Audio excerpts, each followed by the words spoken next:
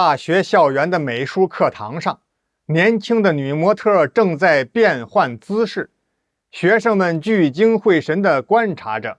突然，教室的門被人給撞開了，闖進來了一個男青年，用一塊布蒙住女模特，抱起來就跑出教室。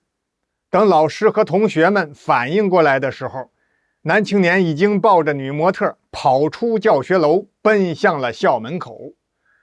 保安隨後緊追，一直追到了另一條街上的另一所大學，才算是把男青年給追上了。原來這男青年不是別人，正是這位女模特華彩雲的男朋友李高飛。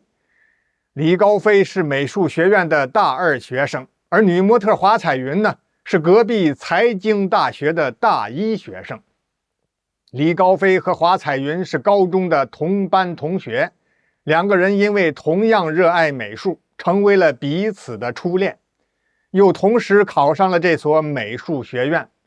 結果華彩雲遭受到了父親的極力反對和阻撓，最終沒有來學校報到，而是在父親的安排之下，復讀了1年之後，考取了距離這所美術學院不遠的財經大學讀會計專業。因為他的父親華向陽固執地認為，一個女孩子只有學會計專業，將來做一位職業的會計師，才是最安穩、最體面、最好的出路。至於學習美術嘛，那簡直就是對自己的人生不負責任，將來的生活肯定是一團糟。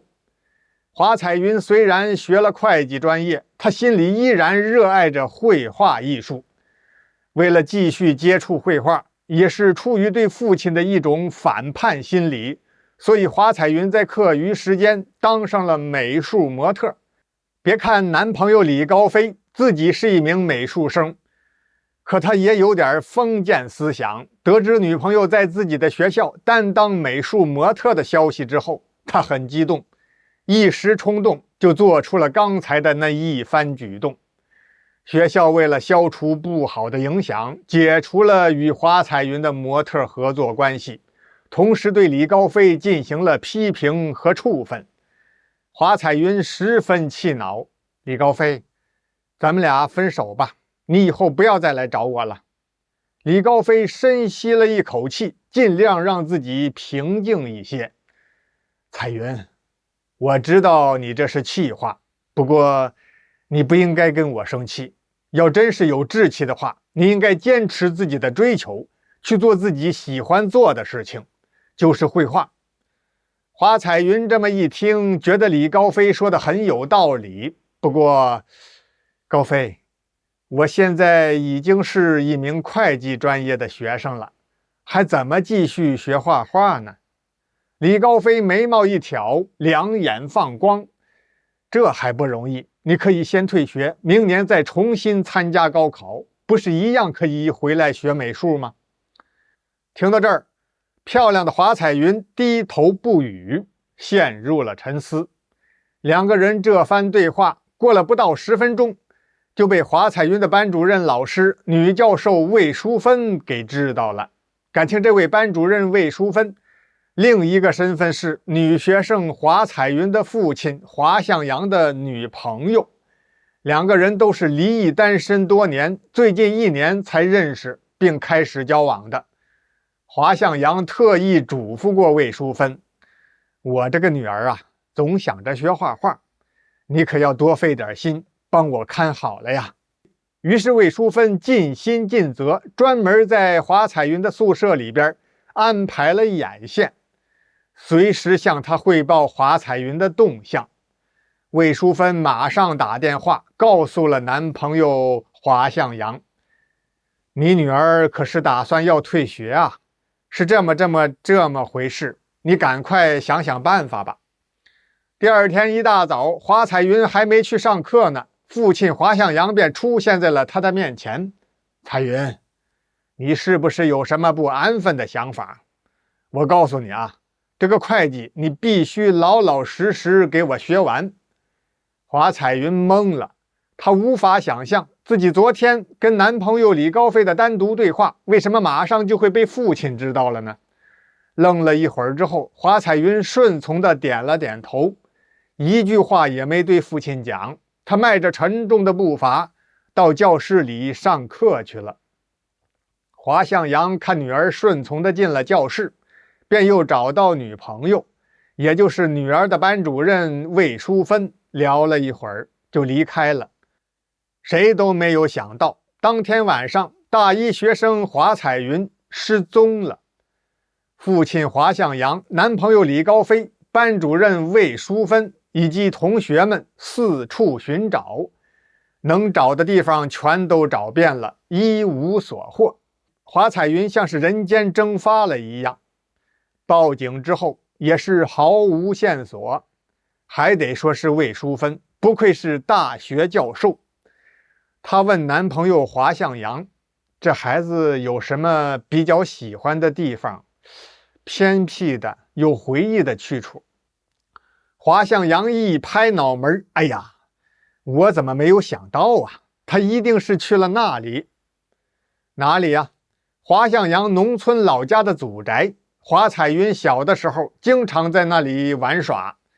這次果然，華向陽驅車趕到的時候，女兒華彩雲正在院子裡的土地上用樹枝畫畫呢。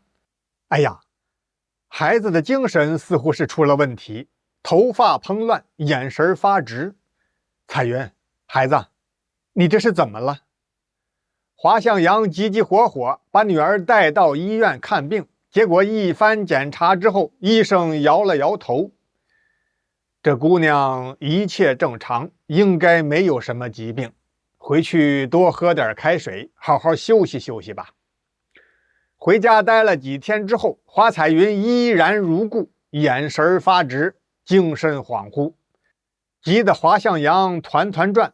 還是魏淑芬出主意，向陽，既然醫生說沒病，要不你給孩子找個巫婆看一看。華向陽停下了腳步，一拍腦門，哎呀，巫婆沒有，附近倒是有個神漢，據說是很有道行。一聯繫，人家神漢說不能上門，只能到他那裡去，而且必須是晚上。神漢的家院門不大，裡面房間卻挺多，是個套院。華向陽和魏淑芬被擋在前院等着，神漢把華彩雲帶去了東跨院一個角落裡的小房間去治病。